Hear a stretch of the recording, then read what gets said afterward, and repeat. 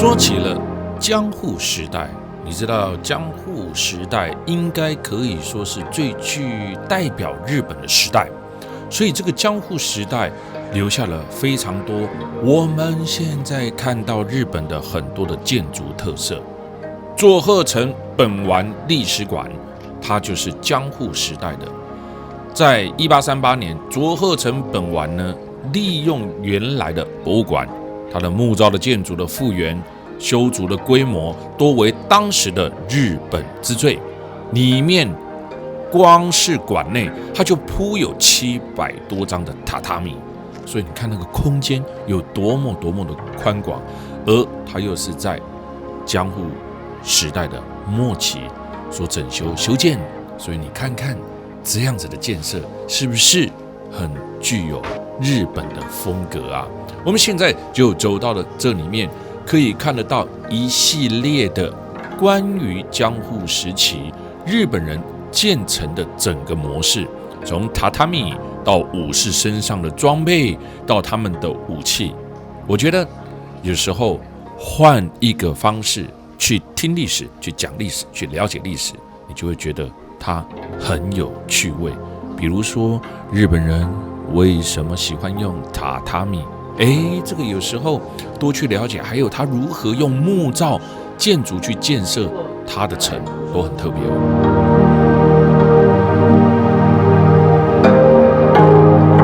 日本的传统建筑呢，大多是用木材来建造，自古以来没有像西方那样用石材还有土建造建筑物啊，因为日本的森林资源非常的丰富啊。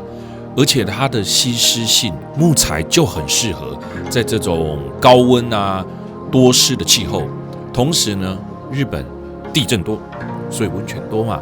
比起石头还有土这些素材，用木头它柔软的，还可以弯曲，还可以避开冲击的木头，它来去建造建筑物的时候呢，这个倒塌性呢就可能变得很低。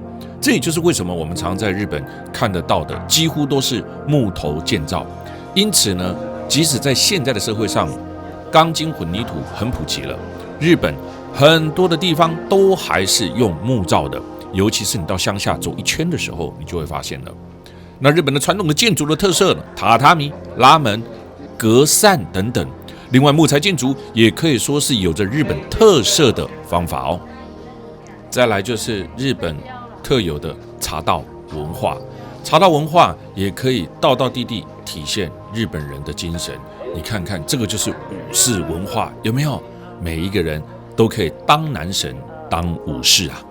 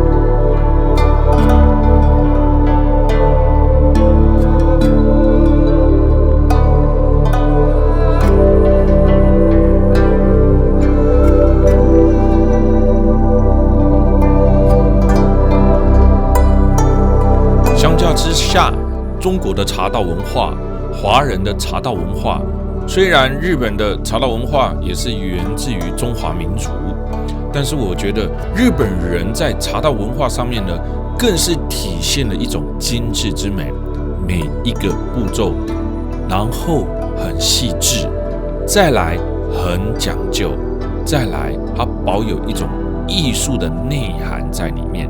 所以来日本有时间，不要只是知道去 shopping 了，其实可以多了解一下他们每一个物品后面代表的含义，还有代表的艺术结构。总只是喝一杯茶，你看一杯茶都能够带来那么深的文化涵养，这就是旅游的意义嘛。常讲那一句话，精神层面非常的重要哦。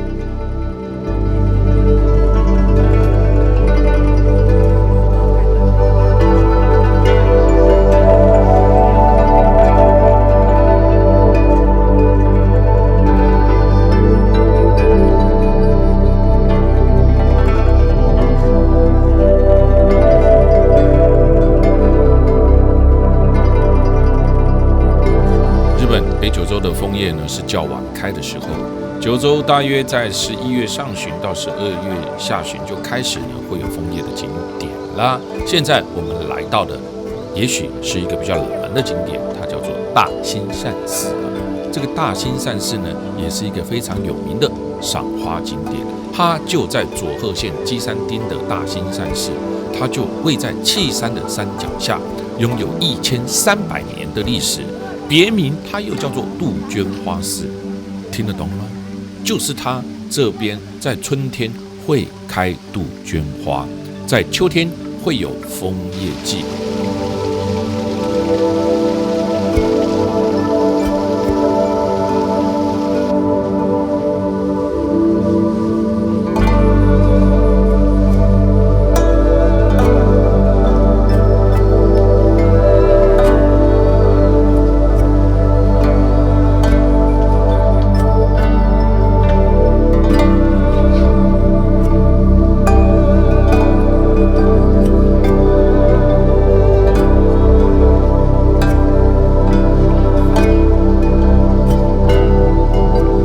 而且近年来最流行的一种赏枫方式叫做赏夜枫，就是晚上的枫叶，他们会在晚上打上灯光，那个枫叶看起来又是另外一种氛围。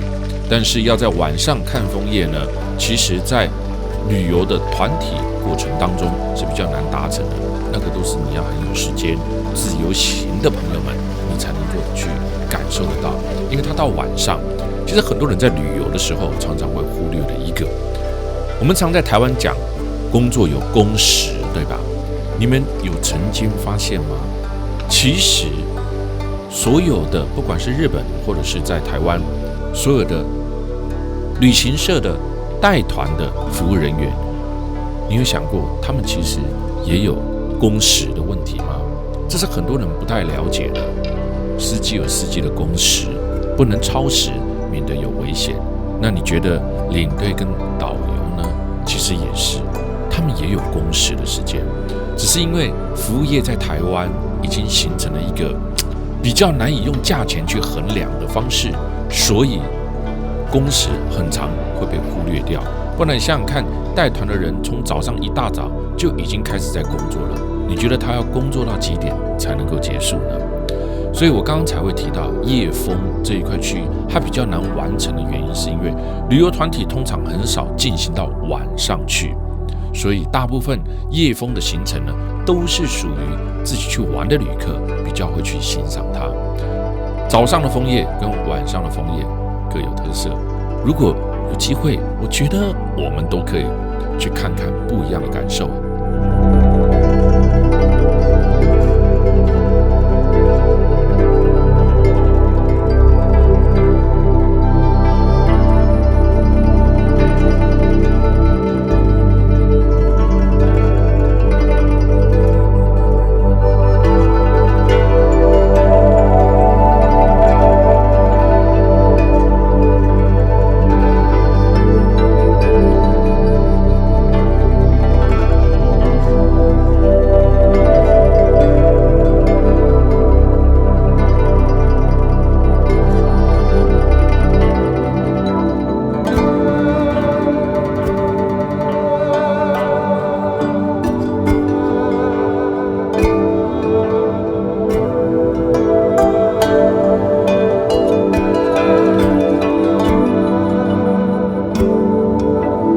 现在我们来到了一个黑泽明跟乔治·卢卡斯带来灵感的3点城堡，它叫做秋月城基。讲到秋月城基，我们就必须讲到秋月氏族，它是一个势力强大的封建家族。福冈县大部分的地区都曾是这一个秋月氏族的领地。那秋月城基呢，就是这个氏族的城堡咯。这里的建筑风格还有它的历史背景，曾经为黑泽明和乔治·卢卡斯这2位大导演带来无穷的灵感。当然，我们来到这边，除了历史之外，还要看的就是它的枫叶。城堡跟周边的小镇拥有很多悠久的历史，由于地方不大，所以它很容易就看得完了。但是在这边却可以感受到以前秋月氏族他们庞大家族留下来的建筑遗迹，小镇景色非常迷人。小镇不大，但是呢，也因为观光客少，历史悠久，所以秋月镇跟这一座城堡呢，就极富历史的底蕴。城堡最初建在1203年，一直到了1873年明治时代开始，才有人居住了。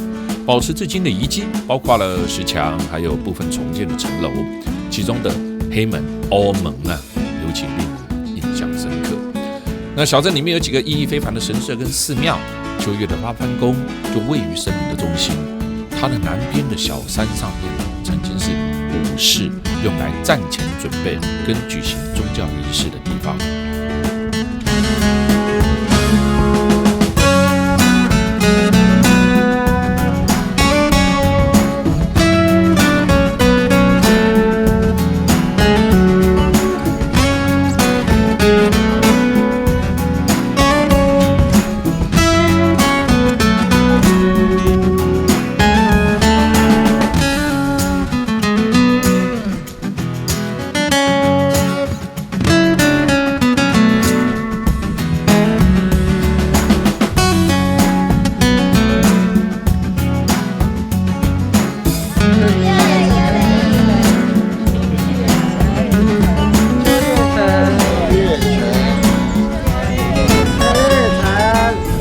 很棒哈，这种感觉大家在一起很开心，也很快乐。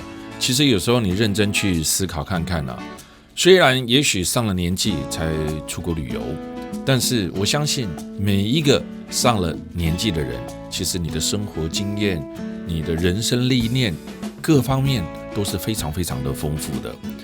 到了退休的年纪，走出自己的家门，到世界各国去旅游的时候，是不是更有感受，更有感慨呢？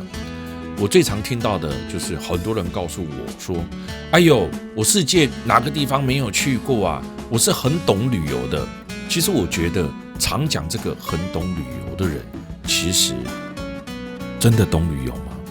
其实真正懂旅游的人，他不只是花钱而已，他还会用心去感受它，而不是用比较的心态，或者是用一种计较的心态来去评论每一个地方它的好与坏。所以旅游心态非常的重要。如果你旅游心态架构得非常好，就看什么马龙水，对不对？很多人说情人眼里出西施，那很简单啊，你要先把他当你的情人啊，对不对？所以当你去旅游的时候，你只要抱着无论如何都好玩，下雨刮风都是另外一个韵味。在旅游的过程当中，你可以感受到、体验到形形色色的人、事物、地理、风情、国家、文化。你就是要来买快乐，你就是要来享受的。我告诉你啊，那每个旅游你都会爽翻天啊，你都会出去以后回来充电满满。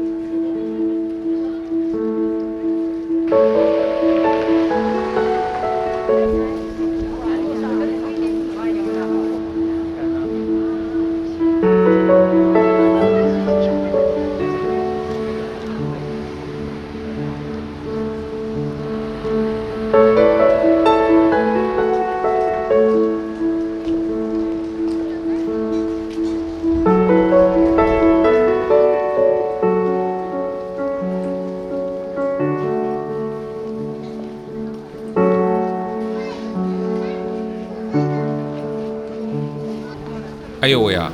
既然有历史，又有现代建筑，我们现在来到哪边呢？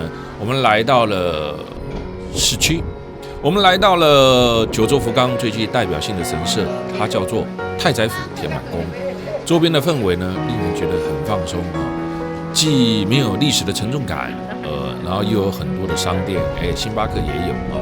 参道两旁边的纪念品吸引了非常多的游客来这边呢，是非常适合想要悠闲旅游又想要购买美食跟伴手礼的一个好地方。这个地方叫做太宰府天满宫。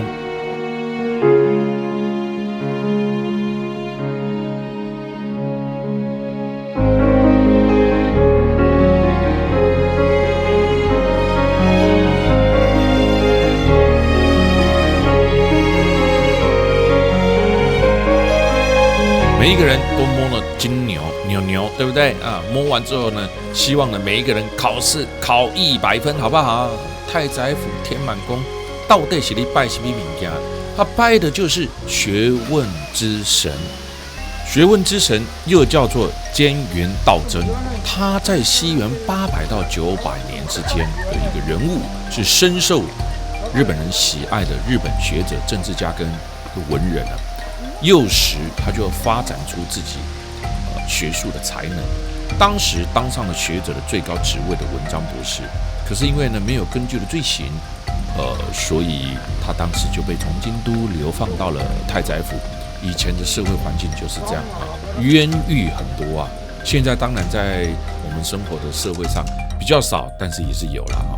然后最后呢，他就在这个地方，九州这个地方终老了。死后呢，道真就作为学问之神而深受爱戴，在日本全国都有祭祀他的神社，所以那边科起要联考的，要大考的，要小考的啊，都要来天满宫。他在全日本有1万多座的分社，太宰府天满宫它的总社就在我们现在来到了这个地方，在九州祭祀了学问之神，所以吸引各地的考生来这边。公务人员也会来啊，而且公务人员蛮爱科起啊，所以祈求考试合格，考运亨通。那我们进来这边呢，第一个就看到牛，对不对？那个牛呢，很简单的，为什么会有牛呢？因为呢，菅原道真呢，他死后呢，他的弟子用牛车啊运送他的遗体，然后呢，搬运到一半的时候呢，那牛不想往前走了。他的弟子就觉得呢，这一定是艺术嘛，道真就是不想走了，是累了吗？也不晓得啊，是不想走了吗？也不知道啊，还是想吃日本和牛呢？也不知道啊。所以当时呢，弟子呢就把他的遗骸呢就埋葬在牛停下来的地方。对，然后后来呢，后世的人呢，仰慕道真的人呢，就在这个墓上建起了现在我们所看到的太宰府天满宫。所以这样子的传说意味着神牛嘛，对吧？他就被叫为御神牛，就是摸他的话，头脑会变得很聪明啊，头好壮壮啊，大家都会摸。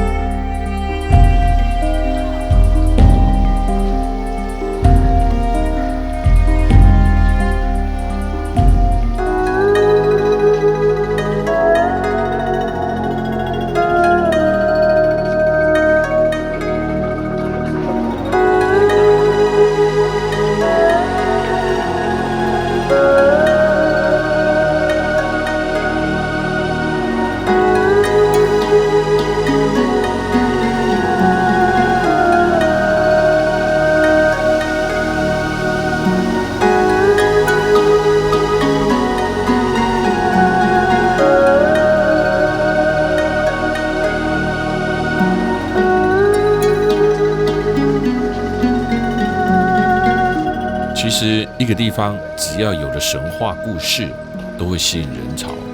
全世界各地，不管是哪一个宗教，其实从庙、寺、教堂等等，只要有神旨的地方，你就会发现它的人潮络绎不绝。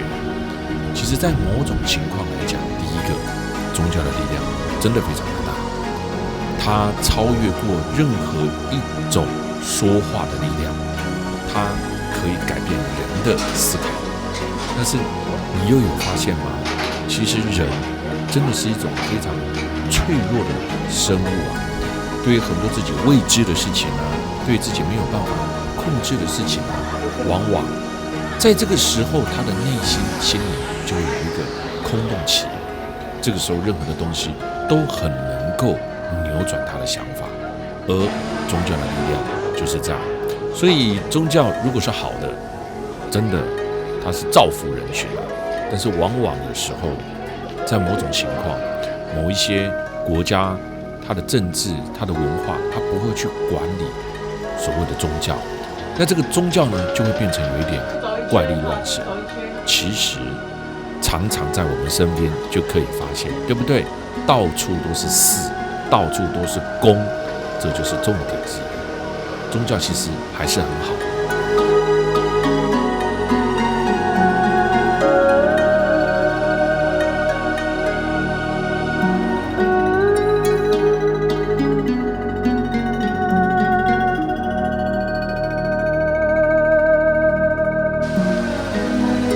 在疫情过后，来到全世界各地旅游是一种梦想，也是一种享受。你准备好了吗？在这疫情的3年当中，我相信它一定会在人类的历史上面留下那么一笔，告诉你曾经在人类的发展历史过程当中，有一个叫做 COVID-19， 对吧？